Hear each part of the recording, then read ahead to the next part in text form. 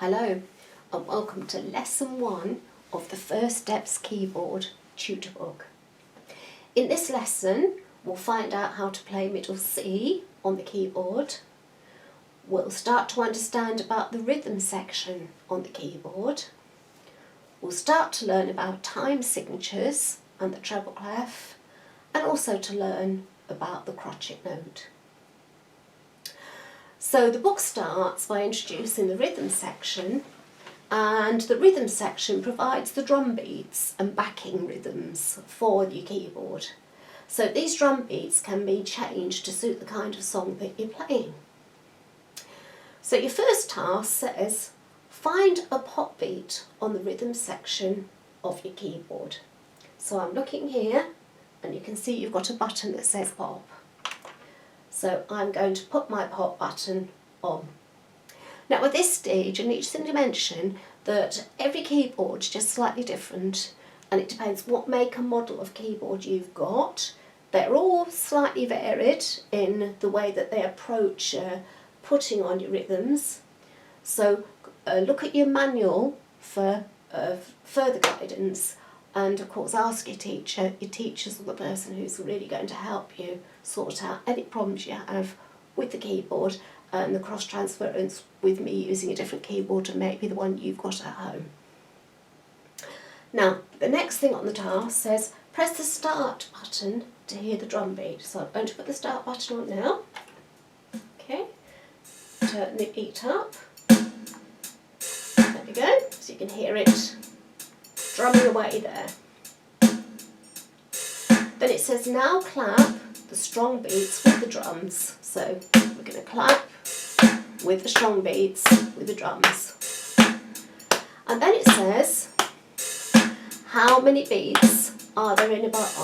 Now if you listen carefully you'll hear there's 4 beats in the bar.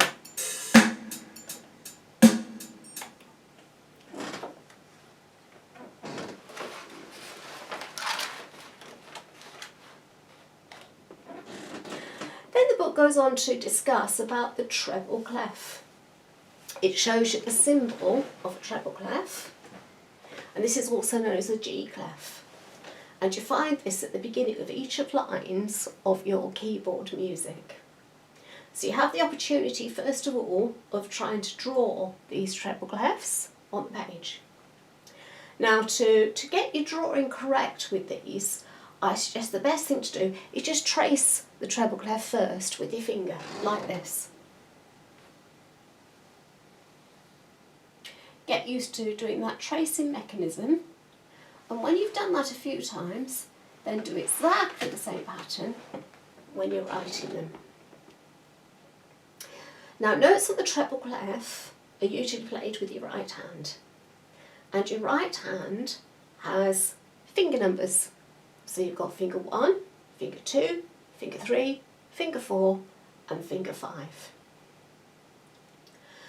Now moving on to the next task, which is to find the middle C on your keyboard.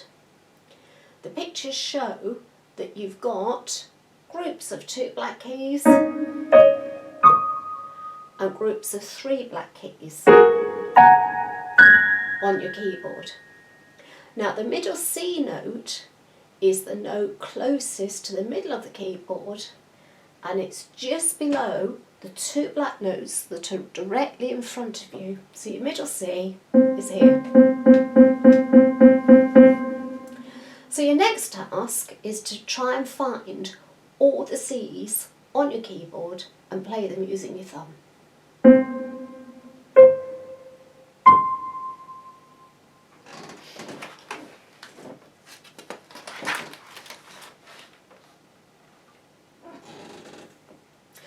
Then we move on to finding the tempo button on the keyboard. Now the tempo button on the keyboard can be adjusted so that the drum beats are faster and slower. Now sometimes they are adjusted with a button and sometimes they are adjusted with a wheel. On mine it's a wheel, and I can turn this wheel here to get the beat to go faster or slower. You can see when I turn this wheel the beat's going higher. and then it's going lower when I turn it the other way. So the first game that we're going to play is called the Great Sea Race. It says set the drums to play a pop rhythm. We've already done that.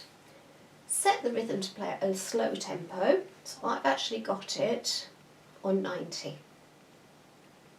Then it says now try and play all the C notes in time to drums using your thumb. Remember to count 1, 2, 3, 4. So there's the drums. 1, 2, 3, 4. 1, 2, 3, 4. 1, 2, 3, 4. Then it says start to increase the tempo. So you gradually bring the tempo higher and higher. 2, 3, 4. 2, 3, 4. 1, 2, 3, 4. Now I'm quite accomplished, so I'm going to turn the tempo right up.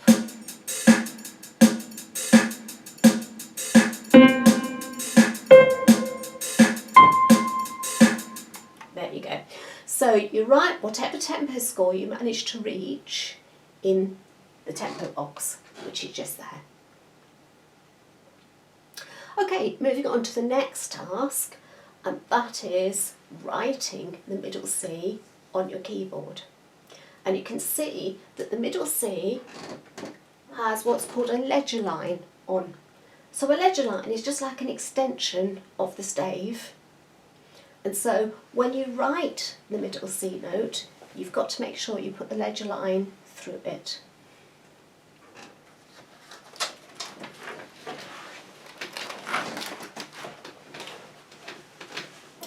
So the next section here introduces you to the 4/4 time signature. So what you've got to remember about the 4/4 time signature is the top number tells you how many, and the bottom number tells you what kind. So 4/4 means 4 crotchets in a bar. So you'll have 4 crotchets up to the bar line, another 4 crotchets up to the bar line, and at the end you will have what's called a double bar line to show you the piece has ended. So your final task for your lesson 1 is to play the piece called Crotchet Mania. Now you'll see here on the left it tells you to set your voice so it's on piano. So I've got mine already on piano. It tells you to put an 8-beat for your rhythm, so I'll put my 8-beat on there.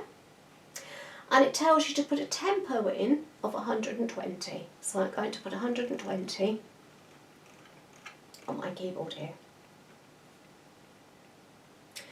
We're going to put the drums on. And there's your beat coming through. Now if you look carefully, you've got 4 bars of crotchets to play. So 4 times 4 is 16. So you're playing 16 crotchets, like this.